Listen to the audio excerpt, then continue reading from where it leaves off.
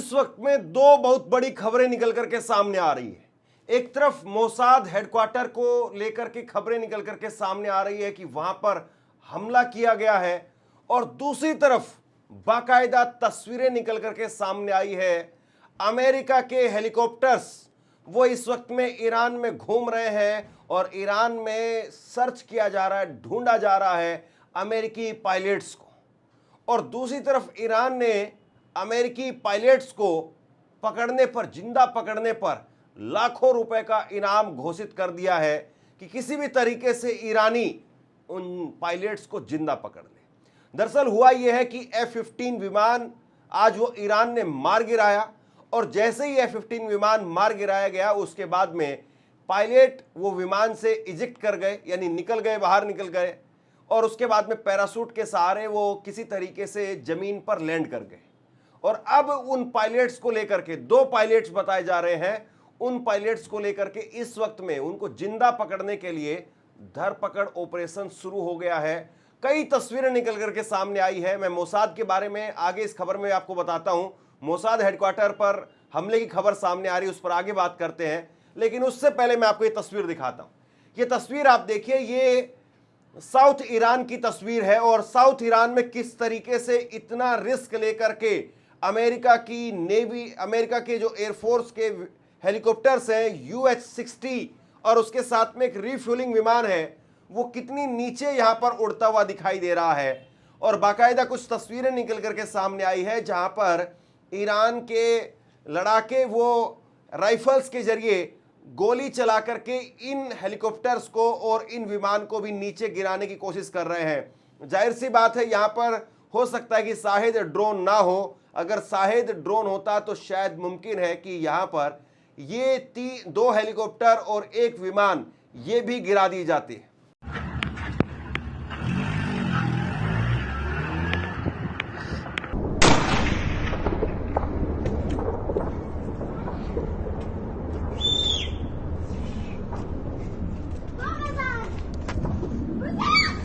अब देखिए सबसे बड़ी बात क्या है, सबसे बड़ी बात यह है, मेरे बगल में आप ये वीडियो देखिए आप, और इसी वीडियो पर मैं चाहता हूं कि थोड़ी देर बात की जाए, थोड़ा समझा जाए कितना जरूरी जो है वो आज अमेरिका के लिए हो गया है। क्योंकि अभी तक तो डोनाल्ड ट्रंप ये कहते रहे कि भैया हमारा कोई विमान क्रैश नहीं हुआ है, हमने उनकी नेवी को तबाह कर दिया है, बहुत तरह के वादे, बहुत तरह के दावे किए गए, लेकिन ये तस्वीर अपने आप में बहुत कुछ बताती है।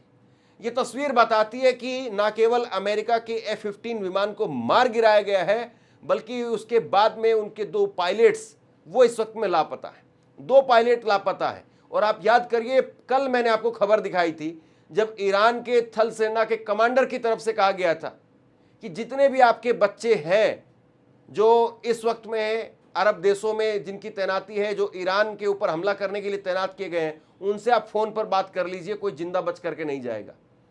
और बड़ी बात यह है कि अभी दो पायलट आए हैं, और दो पायलट को ढूंढने के लिए अमेरिका इस तरीके से चक्कर लगा रहा है, और ये जो है वो जमीन पर जंग करने की बात कर रहे थे। दो पायलट को लेकर के अमेरिका इस तरीके से इस वक्त में जो है वो बुखराया हुआ है, और इतना रिस्क लेकर के उन पायलट्स को लेकर के सर्च ऑपरेशन जारी है। दो हेलीकॉप्टर हैं और एक रिफ्यूलिंग विमान है, और ये रिफ्यूलिंग विमान के साथ में, हेलीकॉप्टर्स के साथ में सर्च ऑपरेशन चलाया जा रहा है कि किसी तरीके से उन पायलट्स को यहां से लेकर के अमेरिका वापस चला जाए। अमेरिका ये कह रहा था कि भैया हम ग्राउंड पर उतरेंगे, हम ये कर देंगे, हम वो कर देंगे, और दो पायलट आए तो देखिए इनकी हालत खराब हो गई। ये तस्वीर जो निकल करके सामने आई है, ये तस्वीर जाहिर सी बात है अपने आप में बहुत कुछ बयां करती है। और इतना नीचे ये विमान उड़ रहे हैं, अगर यहां पर जाहिर सी बात है शाहिद ड्रोन जो हर किसी के पास नहीं हो सकते। शाहिद ड्रोन जो है वो IRGC के पास में या खातम अल अनबिया के पास में है, और यहां पर इस पर्टिकुलर जगह पर शाहिद ड्रोन अगर होते तो मुझे लगता है कि चाहे ईरान के लोगों को, ईरान के आर्मी को 50 ड्रोन भी अगर मारने पड़ते तो 50 ड्रोन भी मार देते, और यहाँ पर दोनों हेलीकॉप्टर उसके साथ में ये जो रिफ्यूलिंग विमान है इसको यहीं पर धराशायी कर देते। ये आप मान करके चलिए। और यहाँ अमेरिकी हेलीकॉप्टर्स के जरिए या जो ये रिफ्यूलिंग विमान है इसके जरिए इसलिए नीचे गोलाबारी नहीं की जा रही क्योंकि इनको अपने सैनिकों को पहले ढूंढना है, इनको अपने पायलट्स को पहले ढूंढना है, इसीलिए वो किसी भी तरीके से। और मैं ये भी कह रहा हूं कि अभी जब ये सर्च ऑपरेशन चल रहा है, जब ये खबर मैं आप तक पहुंचा रहा हूं, बहुत हद तक मुमकिन है कि अमेरिका के इन हेलीकॉप्टर्स को या विमान को निशाना बना लिया जाए, क्योंकि लगातार वहां पर आप जो तस्वीरें देख रहे हैं, इन तस्वीरों के जरिए आप समझ रहे होंगे कि किस तरीके से लोग नीचे से राइफल लेकर के इनको निशाना बना रहे हैं और नीचे से राइफल के जरिए इन हेलीकॉप्टर्स को और विमान को जो निशाना बनाने की कोशिश की जा रही है कि किसी तरीके से इनको भी नीचे गिरा दिया जाए। आप ये देखिए कि ईरान के अंदर किसी भी प्रकार से डर खौफ का माहौल नहीं दिखाई दे रहा है, उल्टा ये दिखाई दे रहा है कि जो आएगा उसको, और यही बात जो बार बार कही जा रही थी कि अमेरिका के अगर यहां पर 5,000 10,000 अगर सैनिक आ भी जाएंगे तो 10 लाख की फोर्स है ईरान के पास में, और उसके अलावा ईरान की जो आम आवाम है वो भी किस कदर जो है वो आप यूं कहिए कि गुस्से से भरी हुई है। ये कहा जा रहा है बार बार कि अमेरिका के अगर सैनिक आए तो अमेरिकी सैनिकों को चबा जाएंगे, यहां पर खा जाएंगे, छोड़ेंगे नहीं, वापस नहीं जाने देंगे। खातम अल अनबिया के प्रवक्ता इब्राहिम की तरफ से कहा गया था कि जो आएगा हमारी धरती पर आकर के पैर रखेगा उसके पैर काट करके वापस भेजेंगे। तो इस तरह की बहुत सारी बातें कही गई, लेकिन ये पहली तस्वीर है 34वें दिन इस युद्ध के अंदर जब इस तरीके से अमेरिका मजबूर हो गया है अपने सैनिकों को ढूंढने के लिए। और ये तब हो रहा है जब उनके अमेरिका के अंदर जो आर्मी है वहां पर ताबड़तोड़ इस्तीफे हो रहे हैं, वहां पर बगावत एक साफ तौर पर दिखाई दे रही है। ये तब हो रहा है, और जाहिर सी बात है जब इस तरह की वीडियोस जब अमेरिकी सैनिक देखेंगे तो अमेरिकी सैनिक वो ये भी कहेंगे कि डोनाल्ड ट्रंप ने हमें कहां फंसा दिया है। इन जंगलों के अंदर वो अपने 2 सैनिकों को नहीं ढूंढ पा रहे हैं।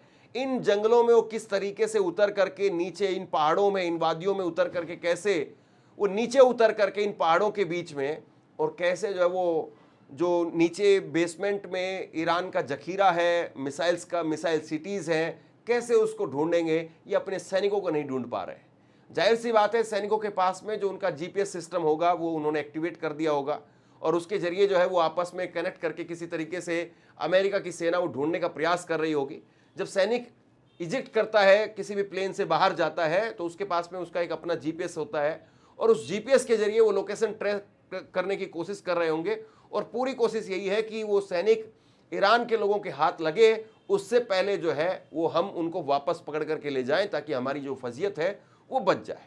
तो ये सारी चीज़ें जो निकल करके सामने आ रही हैं। अब मैं आपको मोसाद का एक विजुअल आपको दिखाता हूं। ये तस्नीम न्यूज़ एजेंसी की तरफ से, ईरान की तरफ से दावा किया गया है कि तेल अवीव में मोसाद के मुख्यालय को तहस नहस कर दिया गया है। ये तस्वीर आप देखिए, हालांकि हम अभी इसकी पुष्टि नहीं कर सकते हैं, लेकिन ये तस्नीम न्यूज़ एजेंसी की तरफ से जो है दावा किया गया है कि ईरानी सैन्य बलों ने तेल अवीव में स्थित मोसाद मुख्यालय को एक सटीक हमले में पूरी तरह से तबाह कर दिया है। इस तरह के दावे जो है वो तस्नीम न्यूज़ एजेंसी की तरफ से किए जा रहे हैं। और जब जाहिर सी बात है युद्ध का समय है तो ऐसी खबरें निकल करके बहुत सारी सामने आती हैं, और उन पर अभी फौरी तौर पर जो है वो ये कहा जा सकता है कि अभी इंतजार और करना चाहिए। लेकिन ये अगर होता है, मोसाद के हेडक्वार्टर पर अगर इस तरीके से सच में इस तरीके से अगर नुकसान पहुंचा है, तो ये कहीं ना कहीं जो है बहुत बड़ा इजराइल के लिए खतरा है। इजराइल में बगावत पहले से दिखाई दे रही थी, इजराइल में लोग सड़कों पर आए, उनको किस तरीके से मार पीट करके जो है वो ले जाया गया, ये भी हमने देखा था।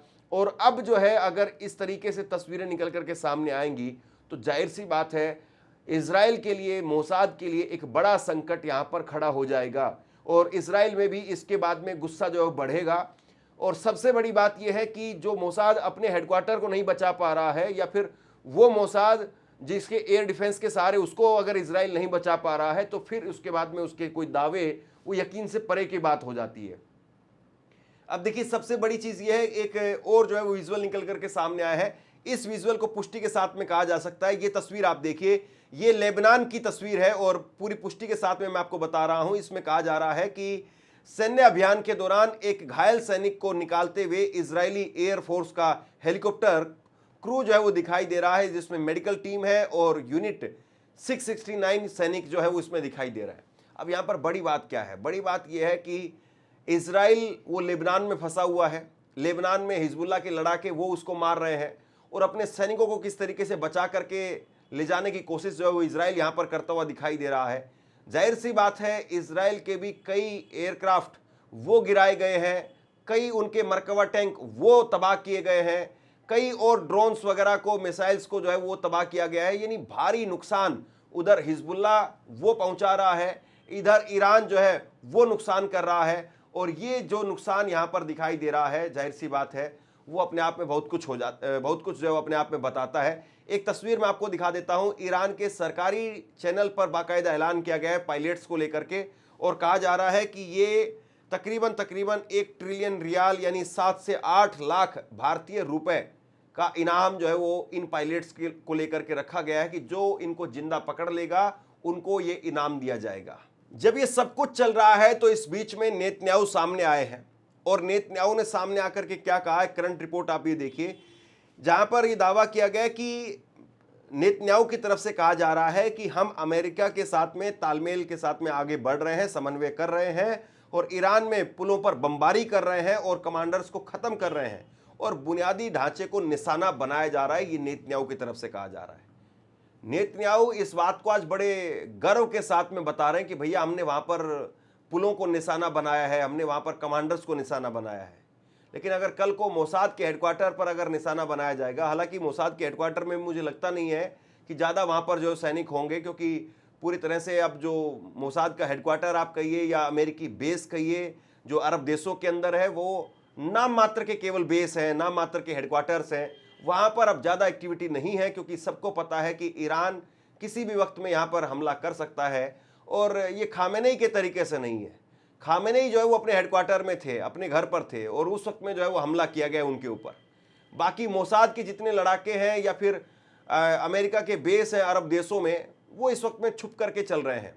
अमेरिका के जो सैनिक हैं वो सिविलियंस के बीच में हैं, और एक तरीके से सिविलियंस को जो है वो अपनी शील्ड के तौर पर इस्तेमाल कर रहे हैं। ये अमेरिका की इस वक्त में हालत है, आप सोचिए ज़रा इस बात को। और यहाँ पर जो है वो नेतन्याहू वो दावा कर रहे हैं कि भैया हमने वहाँ के पुलों को और इनको तबाह कर दिया है। अब यहाँ पर जैसे ही हमला होगा तो फिर उसके बाद में इजराइल के राजदूत, मुझे अच्छे से याद है, इजराइल के राजदूत ने अभी 10 दिन पहले यूएन में जाकर के कहा कि ऐसे सायरन बजता है, मैं 15 सेकंड में अपने बच्चे को लेकर के कहाँ जाऊँ। जब आप यूएन के अंदर जाकर के बात कहते हैं, अपने बच्चों को लेकर के आप अपना रोना रोते हैं, तो आप क्या ये नहीं देख रहे हैं कि आप ईरान के अंदर क्या कर रहे हैं?